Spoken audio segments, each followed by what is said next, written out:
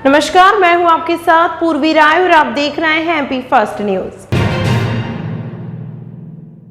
श्राद्ध पक्ष के एकादशी पर्व पर रामघाट क्षेत्र में एक अलग ही नजारा दिखाई दे रहा था।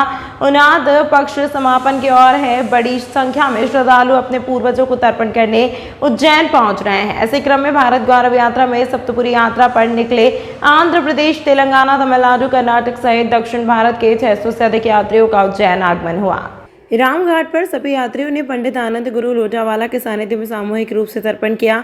सामूहिक रूप से पितृ शांति के लिए पूजन अर्चन किया। पंडित आनंद गुरु लोटावाला ने जानकारी देते हुए बताया कि महालय श्राद्ध पक्ष में अपने पितरों को मोक्ष प्रदान करने की कामना से दक्षिण भारत के 4 राज्यों के 600 से अधिक श्रद्धालु भारत गौरव ट्रेन से सप्तपुरियों की यात्रा कर रहे हैं। यहाँ यात्री उज्जैन पहुंचे थे। इसके बाद सभी यात्रियों ने मोक्षदायिनी शिप्रा के रामघाट पहुंचकर पितृकर्म किए। यहां से यात्रा ओमकारेश्वर के लिए रवाना हुई। 12 अक्टूबर को सप्तमोक्ष यात्रा चेन्नई पहुंचकर संपन्न होगी। 1 अक्टूबर को चेन्नई से भारत गौरव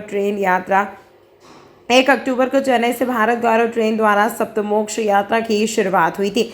इस ट्रेन में दक्षिण भारत के 4 राज्य तमिलनाडु, कर्नाटक, आंध्र प्रदेश तथा तेलंगाना के करीब 600 श्रद्धालु सफर कर रहे हैं। यात्रा का पहला पड़ाव द्वारका था। इसके बाद मात्र गया, पुष्कर, कुरुक्षेत्र, हरिद्वार, मथुरा, वृंदावन होते हुए मंगलवार को यात्रा उज्जैन पहुंची।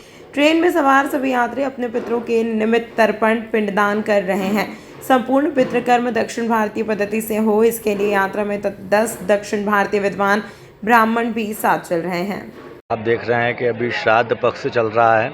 श्राद्ध पक्ष में तेलंगाना, चेन्नई, हैदराबाद से 600 लोग यहाँ पर रामघाट पर श्राद्ध तर्पण करने के लिए आए थे और बाबा महाकाल और अपने समस्त पितरों का मोक्ष करने के लिए चेन्नई से यहाँ पर एक भारत जोड़ो यात्रा जो माननीय मोदी जी ने निकाली है, उस यात्रा से सप्तपुरी में ये दल ने श्राद्ध तर्पण किया और आज यहाँ पर अवंतिकापुरी में इस यात्रा का समापन किया गया था, जहाँ पर भगवान महाकाल से और शिप्रा माता से प्रार्थना भी की गई कि जो भी शहीद देश के शहीदों के नाम से और जो भी कोरोना काल में गए और जो भी अधोगति से पूरे भारतवर्ष में जिनकी मृत्यु हो गई, उनकी आत्म शांति के लिए यहाँ पर 600 जने ने श्राद्ध तर्पण किया। किस प्रकार की पूजा की गई आपके द्वारा? किस प्रकार की पूजा की गई? यहाँ पर हमारे द्वारा उन समस्त पितरों के नाम से और देश में जो शहीद हुए, भारत में जो शहीद हुए, कोरोना काल में जो शहीद हुए और जो हमारे बॉर्डर पे जो सैनिक जो देश की सेवा करते हैं, उन शहीदों की आत्मा के लिए यहाँ पर बड़ी तादाद में श्राद्ध तर्पण किया गया और उनकी आत्मा शांति की प्रार्थना की गई। आपका नाम? पंडित आनंद जोशी लोटागुरु, रामघाट के साक्षी पुजारी। उज्जैन दक्षिण से मोहन यादव पर एक बार फिर पार्टी ने भरोसा जताया है। लिस्ट में डॉक्टर मोहन यादव का नाम फाइनल होते ही मंगलवार को सुबह अपने मित्रों के साथ यादव शिप्रा नदी में स्नान के लिए पहुंचे। यहां उन्होंने शिप्रा नदी में गंदगी देखकर किनारे के हिस्से में पड़ी गंदगी को साफ किया। वीडियो वायरल होने के बाद कांग्रेस ने इसे ढोंग बताया। बीजेपी के उज्जैन दक्षिण सीट से प्रत्याशी मोहन यादव मंगलवार सुबह शिप्रा नदी के नरसिंह घाट पर स्नान के लिए पहुंचे। यहां घाट पर गंदगी देखकर उन्होंने उसे साफ करना शुरू कर दिया। उज्जैन आए कंप्यूटर बाबा ने मीडिया से चर्चा करते हुए कहा कि शिप्रा में कहीं पकड़ के गंदे पानी के नाले मिल रहे हैं, इस तरफ कोई ध्यान नहीं दे रहा है।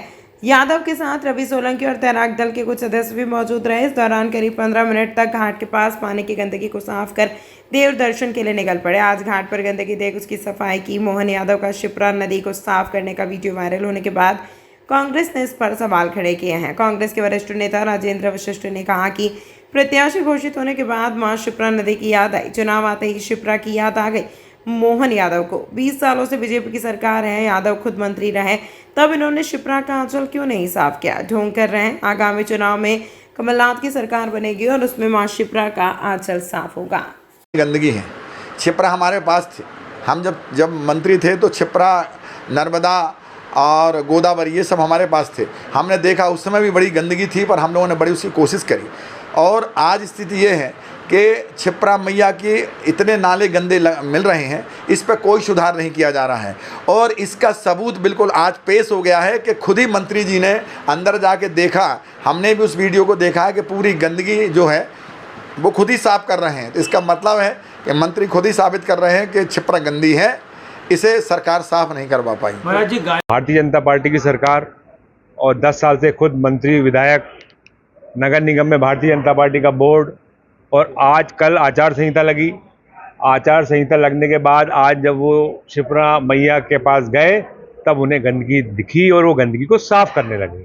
ये इस बात को दर्शाता है कि 10 साल तक जब ये सत्ता में पद पर थे उस समय इन्हें गंदगी नहीं दिखाई दी, ऐसा नहीं है। इनका सोच, इनकी मानसिकता शिप्रा नदी को शुद्ध करने की कभी रही नहीं। अगर शिप्रा मैया को शुद्ध करने की मानसिकता होती तो आज गंदे नालों का पानी शिप्रा नदी में नहीं मिल रहा होता, खान नदी का पानी जो है शिप्रा मैया में नहीं मिल रहा होता। केवल और केवल कल आचार संहिता लगी, आज इस तरह की नोटंकी करके एक अपने आप को ढोंग बताने का प्रयास है और यह सिद्ध करता है कि उनमें आज कचरा दिखा और उन्होंने साफ किया। ये इस बात को सिद्ध करता है कि शिप्रा मैया गंदी है, शिप्रा मैया को मेली कर रखा है इन्होंने। जब भी चुनाव आते हैं तो शिप्रा शुद्धिकरण की बात की जाती है, लेकिन आज तक कभी शिप्रा शुद्ध नहीं, उसको लेकर शिप्रा मुद्दा बनता है लेकिन उस पर अमल नहीं हो पाता। शिप्रा मैया को हमेशा इन लोगों ने मुद्दा बनाया और उसके नाम पे वोट बटोरे, जनता को भ्रमित कर इन्होंने वोट लिए हैं। अब जनता इनकी बातों में आने वाली नहीं है, चाहे वो झूठे वादे वाले मामा की सरकार हो। जोर से बोलो, बार बार बोलो, ये भारतीय जनता पार्टी की करनी से अब हर एक आम नागरिक जो है वो समझ चुका है। अब वास्तविकता ये है कि कमलनाथ जी की सरकार आने वाली है और जिस तरह से महाकाल मंदिर में कांग्रेस की सरकार थी मनमोहन सिंह जी की, जब महाकाल मंदिर के विस्तारीकरण की योजना बनी और 43 करोड़ रुपए मंजूर हुए प्रथम चरण में, द्वितीय चरण में 78 करोड़ रुपए मंजूर हुए, तब से महाकाल मंदिर के विस्तारीकरण की योजना प्रारंभ हुई है। फिर वहीं कमलनाथ जी ने 400 करोड़ रुपए की योजना बनाई। ठीक उसी प्रकार कमलनाथ जी की सरकार बनेगी, निश्चित तौर पर कंक्रीट काम होगा। शिप्रा मैया शुद्धिकरण का जो मुद्दा है वो अब साकार और कारगर होगा तो कांग्रेस की सरकार बनेगी। उज्जैन के फ्रीगंज स्थित गोल्डन मोबाइल शॉप पर जीएसटी विभाग के अधिकारियों ने छापामार कार्रवाई की है। जीएसटी की 6 सदस्यीय टीम मंगलवार को गोल्डन मोबाइल की दुकान पर पहुंची। पूरा मामला टैक्स चोरी का है। फ्रीगंज में संचालित होने वाले गोल्ड मोबाइल की दुकान पर जीएसटी की टीम पहुंचने पर हड़कंप मच गया। उज्जैन जीएसटी के 6 सदस्यों ने बिल सहित अन्य ज़रूरी दस्तावेजों की जांच। दुकान के संचालक राजकुमार ने बताया कि किसी ने टैक्स चोरी और बिल नहीं बनाने की शिकायत की थी, जिसके चलते टीम आई। दरअसल उज्जैन के माधवनगर थाना क्षेत्र स्थित फ्रीगंज में गोल्डन मोबाइल पर स्टेट जीएसटी विभाग के अधिकारियों ने छापामार कार्रवाई की। 6 सदस्यीय टीम ने लगभग 10 घंटे की कार्रवाई में कई सारी अनियमितता की जानकारी सामने आई है। वहां मौजूद लोगों ने जानकारी देते हुए बताया कि गोल्डन मोबाइल के संचालक राजू भैया कई बार खरीदी के बाद उपभोक्ताओं को बिल उपलब्ध नहीं करवाते हैं। इसी दौरान स्टेट जीएसटी विभाग के अधिकारियों ने छापामार कार्रवाई करते हुए सभी दस्तावेज खंगालने की कार्रवाई को शुरू कर दिया है। संभव तब बड़ी मात्रा में टैक्स चोरी का मामला सामने आ सकता है। मैं भी चाय पीने आया था, देखा कि राजू भैया के यहाँ पे जीएसटी की रेट पड़ी हुई है। और राजू भैया वैसे भी अगर आप कुछ भी चीज़ परचेस करेंगे सब कच्चे ही कागज देते हैं वो। अब सरकार ने अगर टैक्स डाली, चोरी की टैक्स डाली है, रेट डाली है तो सही डाली है। टैक्स का चोरी नहीं होना चाहिए, टैक्स देना चाहिए। आप पैसा कमा रहे हो, टैक्स देना चाहिए उसमें। ये केबल ऑपरेटर भी है तो इनका, हाँ केबल ऑपरेटर भी करीब 1000 कनेक्शन है तो वो भी सब कच्चे भी करते हैं, पक्का बिल तो देते नहीं है वो। टैक्स चोरी बड़े, हाँ टैक्स चोरी हो सकता है। अब अंदर कार्रवाई चल रही है, बड़े पैमाने पे निकलेगी तो वो तो अधिकारी लोग बता पाएंगे। ये केबल का काम कितने सालों से करते आ रहे हैं? केबल का काम तकरीबन 20 साल से करते आ रहे हैं। आचार संहिता लागू होने के बावजूद टावर चौराहे पर खुलेआम जमकर मारपीट हुई। सैकड़ों लोगों की भीड़ तमाशा देखती रही। पुलिस आई तो उनके सामने भी मारपीट हुई। थाना माधवनगर क्षेत्र के टावर चौराहे पर लगभग 20 मिनट हंगामा मचता रहा। इस बीच एक अधेड़ युवक को पीटते हुए उसे चाकू मारने की बात करता नजर आया। कुछ लोग बचाने आए थे। अधेड़ ने बताया कि 2 दिन पहले चाकू मार कर भागा था युवक, जिसके बाद आज ये टावर पर दिखा तो इसको पकड़ लिया। स्थानीय लोगों से मिले जानकारी के अनुसार मैजिक चालक सोनू को शाहरुख नामक युवक ने कुछ दिनों पहले चाकू मारकर जख्मी कर दिया था। इस दौरान सोनू ने उसको पकड़ लिया और उसे बुरी तरह पीट दिया। हैरत की बात यह है कि डायल 100 आई तो उसमें पुलिस का जवान नहीं था। ड्राइवर ने तत्काल जवानों को फोन किया, जिस पर एक जवान मौके पर उपस्थित हुआ। उनके सामने भी सोनू युवक को पीटता रहा। हंगामा कर रहे दोनों को पुलिस माधवनगर थाने ले जाकर पूछताछ कर रही है। उज्जैन पहुंचे कंप्यूटर बाबा शिवराज सिंह चौहान और अखाड़ा परिषद के अध्यक्ष पर बरसे तीखे बोल से दोनों पर तंज कसा। हाल ही में उज्जैन महाकाल लोक के सेकेंड फेज का लोकार्पण मुख्यमंत्री शिवराज सिंह चौहान ने किया है। श्राद्ध पक्ष के इस लोकार्पण को करने से कई लोगों ने इसका विरोध भी किया। कंप्यूटर बाबा ने भी इस बात का विरोध किया है कि वह कौन पंडित है जिसने श्राद्ध पक्ष में शुभ कार्य का मुहूर्त निकाला। वहीं अखाड़ा परिषद के अध्यक्ष महंत रविंद्रपुरी महाराज द्वारा सार्वजनिक रूप से बीजेपी पार्टी के पक्ष में दिए गए अपने भाषण को लेकर कंप्यूटर बाबा ने कहा कि अखाड़ा परिषद के अध्यक्ष को अपने पद से इस्तीफा देकर भाजपा पार्टी ज्वाइन कर लेना चाहिए। कंप्यूटर बाबा ने प्रदेश की सरकार और शिवराज सिंह चौहान को आधे हाथों लेते हुए भ्रष्टाचार में लिप्त होने के आरोप लगाए। उन्होंने गौ माता की हत्या का आरोपी मुख्यमंत्री और शिवराज सरकार पर लगाए हैं। तो जो अखाड़ा परिषद के अध्यक्ष महोदय हैं, उनको अपनी गरिमा का ध्यान नहीं है कि वह हैं क्या। अपने आप को अपनी गरिमा का ध्यान रखें और शब्दों का के किसी पार्टी के प्रवक्ता ना बने।